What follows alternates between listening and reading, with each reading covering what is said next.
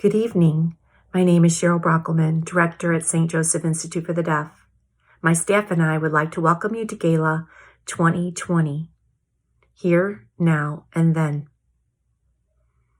We were inspired for this gala by a visit from one of our young alum who walked in our doors one day at school.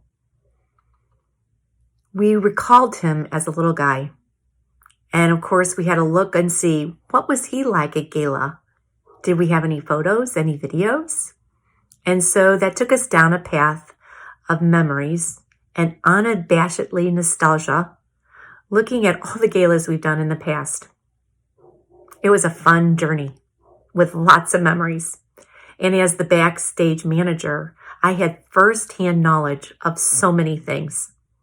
Children learning their lines, the thrill of them being able to play an instrument, sing and dance at the same time, the courage, the giggles, all of these memories and more filled our hearts as we planned this gala.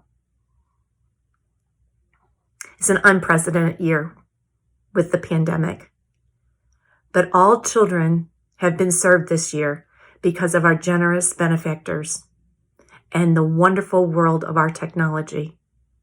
I hear.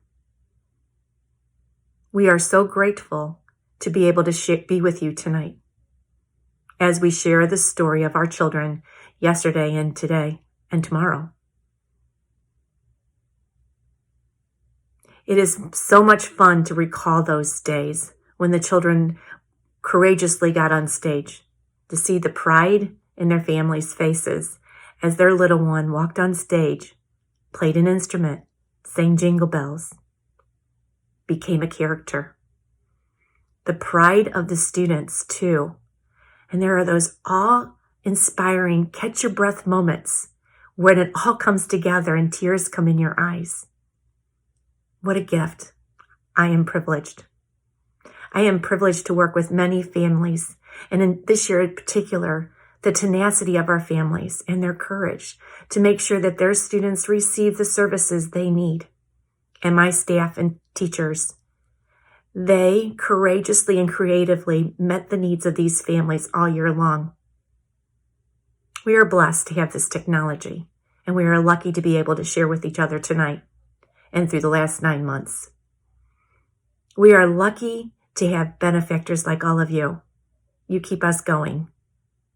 We are lucky to have our families and their little ones, and we treasure each and every single one of their stories. Thank you for being here tonight. Thank you for all the gifts you've given us over the years, time, treasure, and talent. We wish you a Merry Christmas.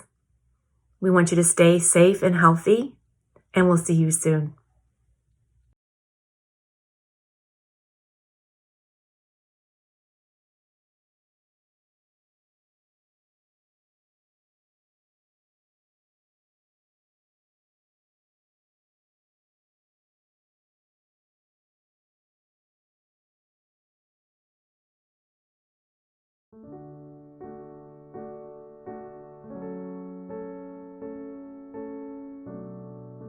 Reese Ann was born January 2019 on a cold day.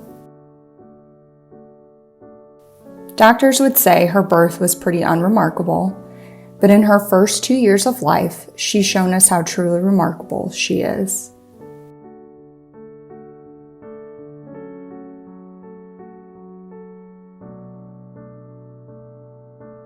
Reese was diagnosed with Turner syndrome while still inside my womb. She was cleared and deemed healthy after several ultrasounds. So we were not prepared when the nurse told us that she did not pass her newborn hearing test. Hi. Hi, sweet girl. This set us on a journey we didn't have a map for. We didn't have time to plan. We took action. What are you so excited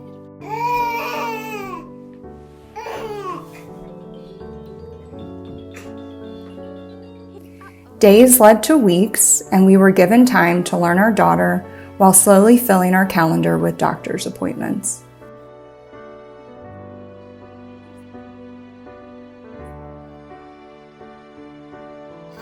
We received Reese's official diagnosis after 8 weeks, several ABR tests, and a whole new vocabulary. In no time, we found ourselves recruiting a team. Our team of experts, they have the playbook. One call to Cheryl at St. Joseph's, and we knew this was the best fit for our family. With each meeting, round of questions, and therapy session with Anna, we slowly felt ourselves easing into the new normal for our family. Maybe it was the new parent shine or our unconditional love for our daughter, but we just knew she would be great. We have stumbled and continue to learn the best way to work with Reese. But in the moments we hear our daughter singing and chatting away, our hearts are filled with joy and hope. Hope for Reese's future and the great light she will bring to the world. We are so thankful for the entire team at St. Joseph's. Hi, happy Halloween! What's your name? Reese. And how do you spell Reese? R-E-E-C.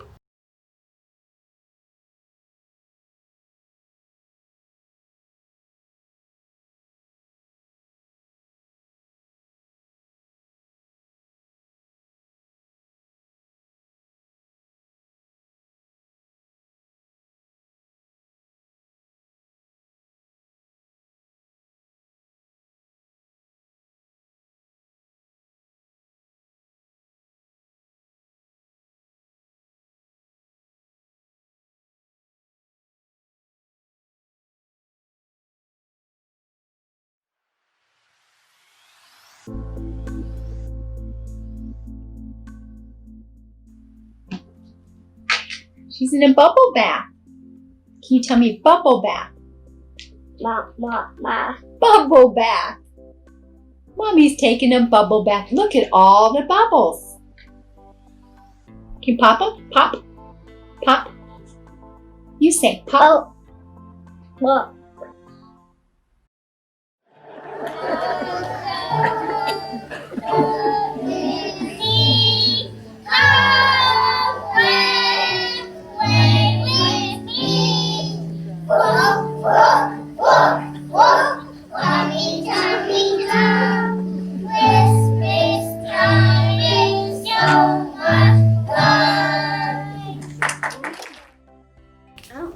I think this is my favorite St. Joe's. I think maybe my second favorite St. Joe's picture. Oh, yeah, you look super cute there. Yeah, I wore a Cardinals costume there. Me, which ones? Right there, I think I was a pirate. Oh, I remember the pirate days. Oh, and look, I'm a tiger right there. you are a fireman Firefighter. and a tiger. Look at that, Miss Maureen. Technically, it's not that different because she can hear. Actually, she has something to help her. it's actually better because we make loud noises and then she can just boop and she cannot hear. I know. We're all jealous of that, aren't we? Yes. Especially when my grandmother does dishes at 4 o'clock in the morning. I know.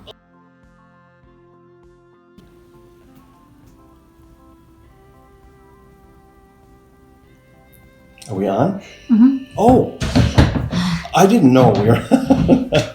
So, around a long table, conference table, and Madeline is over on the floor crying and having a tantrum and not enjoying herself at all. And here's Dad trying to make a good first impression, so they'll say yes to allowing Madeline to come to the school. So the first day was not a great day. I'm not sure what happened, but that next day you killed it at St. Joe's. So you went from this to this in one day, and you were amazing on the second day. That was incredible. It was incredible. What did they do? They said, we'll take her. and I started crying and called mommy. Did And mom she cry? started crying. She was bawling too. Yeah, it was incredible. It changed everything for us and for you and for our family to have to move here. We weren't even ready. Even if you're so nervous, it's important to keep believing that your child either can learn to speak or be successful. There's a lot of hope, isn't there? Yes. My parents had a lot of faith in me, and they think that I could learn to talk and go to a mainstream school, and now look at me.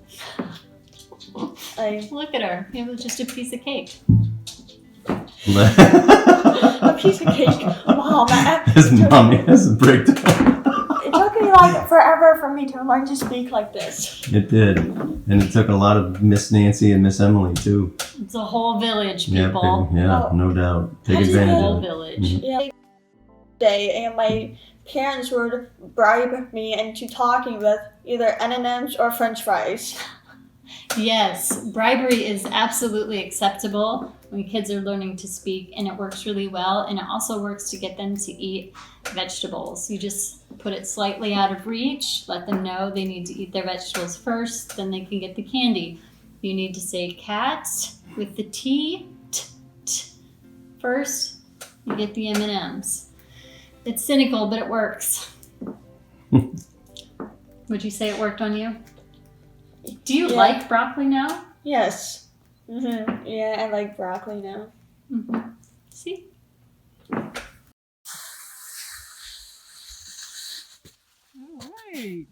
Ooh, what is this, Madeline? Is my Imagine Dragons concert shirt. I went on July 11th, so it wasn't late. It was near my birthday. Your first concert t-shirt. Woohoo!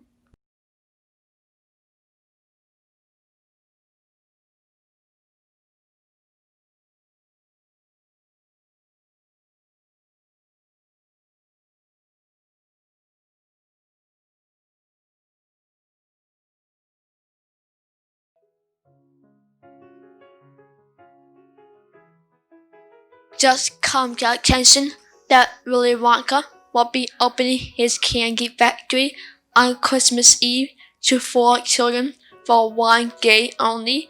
4 golden tickets have been hidden inside for Wonka chocolate bars and have been sent all around the world.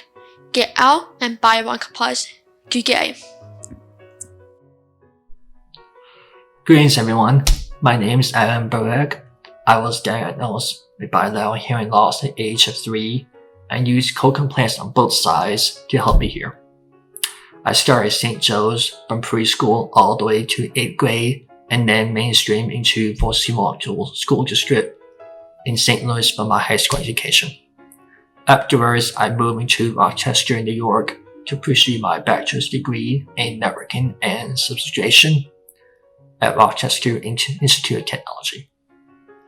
Which brings us to now, I am working as an IT specialist for Gala Chemical, which is based in Midland, Michigan. I have been working at Gala for about a year and a half, and I'm honored to work with my wonderful co-workers to manage Gala's global network. There are a couple of things that SJI has given me to prepare for my future. The first, and personally the most important to me, is my oral speech skills. I want to thank Nancy Smalley and Miss Eve Ballman for their dedication in improving my speech skills to prepare myself for the future that I want to be in. I would not be where I want to be without their support to push me to improve my speech skills. I also want to thank Miss Barb Haley for her dedication to prepare myself to mainstream to public school and to encourage me to pursue my interest in technology field. I am where I am today thanks to all the staff members at SJI to help me prepare for my future, and I want to personally thank all of them for that. Thank you.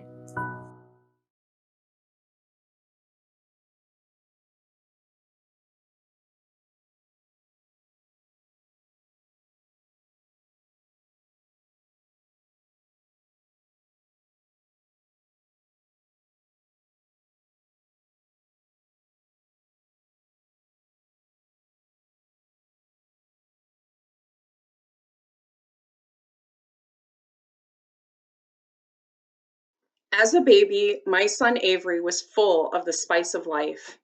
It sounds funny to say that a baby can lead the way, but he did from the start. When he was born, I was worried I wouldn't be able to nurse him, but my little piranha latched on with zeal. I remember feeling at that moment that we were in this together. A day later, when he didn't pass the newborn hearing screening, his pediatrician said not to worry, he probably just has fluid in his ears from birth. Fast forward 6 months, and my feeling that something was different had grown. He didn't turn to noise, but was so observant towards vibrations, shadows and light, reflections, or a breeze in the air. I was left wondering exactly what was going on. The results of his ABR came back, and we knew he was profoundly deaf. I can't say I was surprised, but I was concerned. Drowning in the thoughts of all the things he would miss out on, I felt completely unprepared and unequipped to support him. It is excruciating to feel so unable and incapable to care for your child. As he grew, the differences between him and his hearing peers became more noticeable. I felt like a failure, but when I was down and heavy with worry, he reminded me to focus on love by jumping on me to do something to lighten my spirit. As I began to explore options for Avery, the direction of his team at University of Chicago was simple. Choose listening and spoken language with cochlear implants or sign language, but not both. That did not resonate for me, and after a discrepancy about setting his hearing aids, we wanted a second opinion. I reached out to my uncle, who is a doctor, and one of his colleagues recommended St. Louis Children's Hospital. We found them willing to support our family's choice to pursue both visual and spoken language. It was important to us for Avery to develop both if possible. Avery started first steps at 9 months with a service coordinator and therapist who were unfamiliar with deaf kiddos. The therapist was overwhelmed, and a service coordinator reached out to her peers but was unable to get any additional information.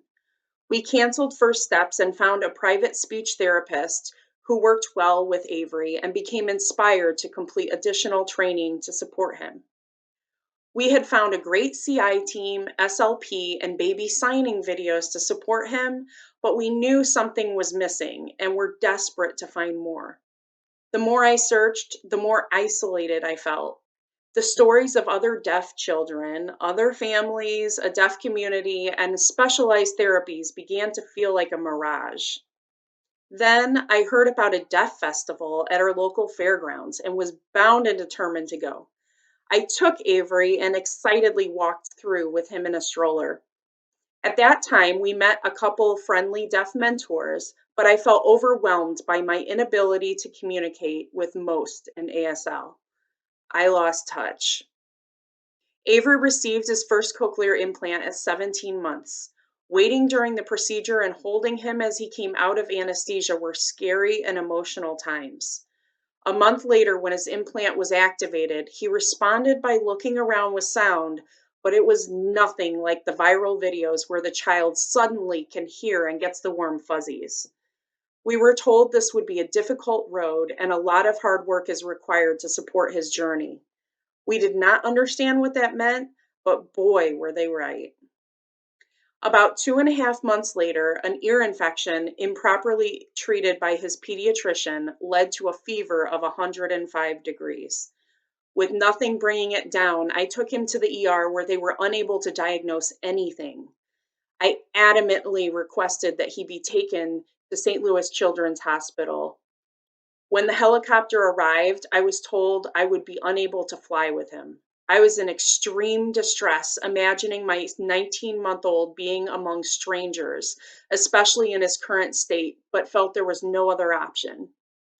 I flew down the road in my vehicle, calling the nurse every 20 minutes. The team at St. Louis informed me that not only did he have the flu and bilateral ear infections, the infection had advanced to his cochlear implant site. He was taken into emergency surgery to place tubes in his ears, got a hefty dose of IV antibiotics, and given Tamiflu. During the 10-day hospital stay and 2 weeks in a local hospitality house to finish up his IV antibiotics, I spent a lot of time kicking myself for not knowing he needed IV antibiotics for his ear infection in the first place. I took him home, changed pediatricians, and moved on. Avery's second cochlear implant was at 23 months. Thankfully, it was much less complicated, and with heightened consciousness by his new pediatrician and ENT, I felt much more comfortable. The focus fell back to Avery's language development. As he fell further behind, I looked toward his beginning public preschool and believed that surely they would know exactly what to do. I had a rude awakening at his first case conference. The teacher of the deaf told me that he would be the only deaf child and they would not provide ASL because they didn't have anyone who could sign, but they could use pictures to communicate with him. They had a speech therapist who did not have experience with deaf children. As I realized the school was not only unable but unwilling to provide appropriate support, I felt a fire lighting beneath me and became compelled to be much more intense in my advocacy for him. We supplemented Avery's public preschool with a private one ran by a family friend who had been attending deaf socials. I made the decision to set aside my fear of my inability to sign and attended a deaf social. Although I was berated by another hearing person who told me I was a bad mom for choosing cochlear implants for my child, I also met a tribe of deaf adults who were compelled to make me feel comfortable with the utmost patience, sensitivity, and a dose of honesty about their own stories and feelings. Avery ended up gaining a community who he treasures, and I developed friendships, a new perspective, and realized there really are other services and options available to him. After learning about our state's very newly formed Center for Deaf and Hard of Hearing Education, I reached out and connected with a deaf education coordinator. She was a wealth of information, and before Avery's second year of preschool, encouraged me to advocate more. She walked alongside me during Avery's case conferences, and I began to feel more empowered. That year, I called 3 case conferences and a mediation just to get what I would now consider basic appropriate service. As Avery grew, he encountered new challenges, all reminding me that efforts needed to be centered on language development. By the end of that second year of preschool, I first learned about St. Joseph's Institute for the Deaf. We planned a visit and met the team for the first time before kindergarten. Although most deaf kids pursuing listening and spoken language do not choose to sign, Cheryl respected our choice and made us feel at home. Avery started iHear right before kindergarten, and I was extremely concerned about his language development as he was 3 to 4 years delayed. He started with Jeannie and quickly began to enjoy his sessions. I realized this therapy was a far cry from traditional speech therapy. Unfortunately, weekly iHear sessions were not enough, and coupled with a beginning ASL student assigned as his interpreter, he showed regression at the beginning of his kindergarten year. I was devastated and fueled to push for a stronger focus on quality language services. After almost an entire school year of several case conferences, some lasting 2 to 4 days, and one facilitated by a third party, the school finally agreed to put in more provisions, including daily auditory verbal therapy. Avery's current therapist, Michelle, has come alongside our family and school case conference team to give holistic support in his language and auditory skill journey. Avery looks forward to therapy because his interests are incorporated into it. He has learned more about the things he loves, which are sharks, trains, and Sonic the Hedgehog. The school has been enriched through consultation with Michelle, and as we work towards our family goals of using both spoken language and sign, she has supported us with ideas to leverage each. Avery is now in 3rd grade, full of personality and has strong academic skills. Although I have realized advocacy will never end, he now advocates for himself quite a bit. I continue to learn from him every day and am blessed to call him my son. We truly look forward to what the future holds for Avery as a 9-year-old aspiring marine biologist. Rudolph the red-nosed reindeer had a very shiny nose.